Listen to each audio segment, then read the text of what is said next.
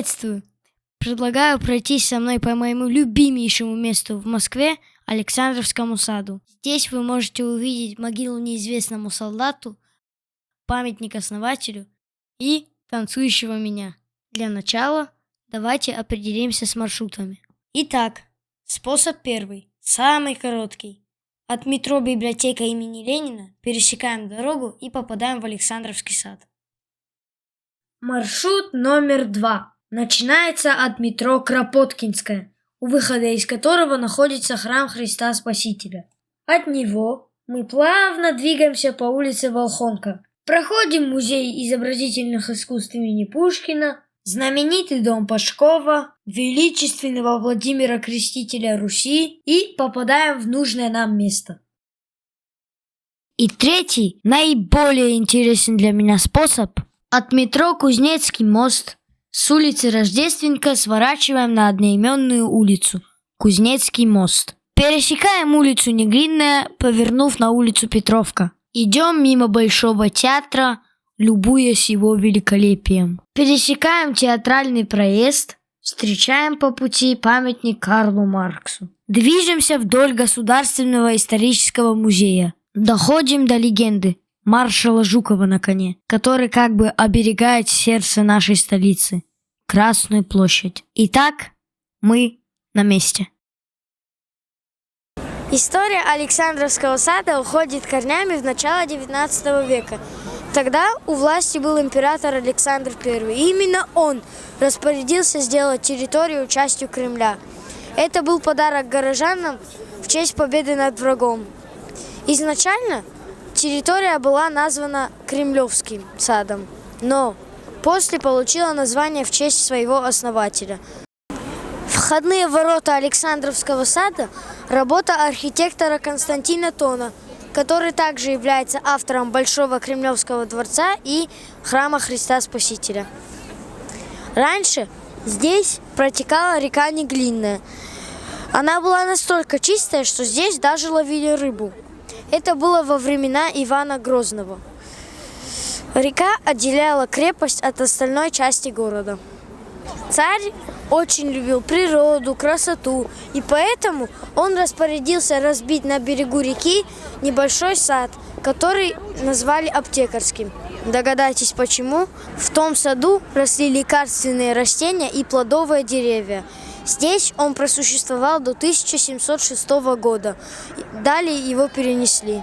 Так выглядел Кремль во время реконструкции после пожара 1812 года, после нашей знаменитой победы над Наполеоном. Это Александровский сад. А это он же в наши дни с высоты птичьего полета. Александровский сад открывается нам могилой неизвестному солдату. Вечный огонь символизирует память о событиях Великой Отечественной войны. Во время строительства дороги между Москвой и Ленинградом в 1966 году была обнаружена братская могила. Найденные останки решили перезахоронить около Кремлевской стены. В том же году с воинскими почестями торжественное захоронение провели Леонид Брежнев и маршалы Жуков и Рокоссовский. На следующий год, в День Победы, пламя вечного огня в пятиконечной звезде зажег Леонид Брежнев. Тогда же и появился памятник.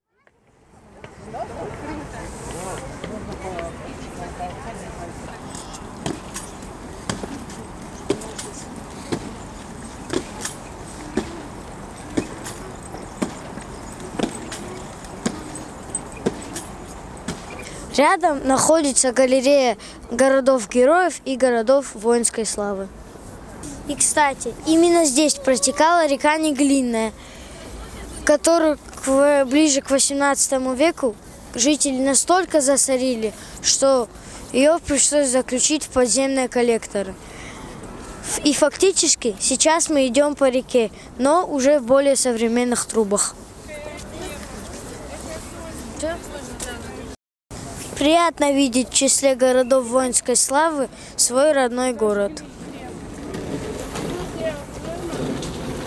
Прогуливаясь дальше по Александровскому саду, нам встречаются итальянский грот и стела, посвященная династии Романовых.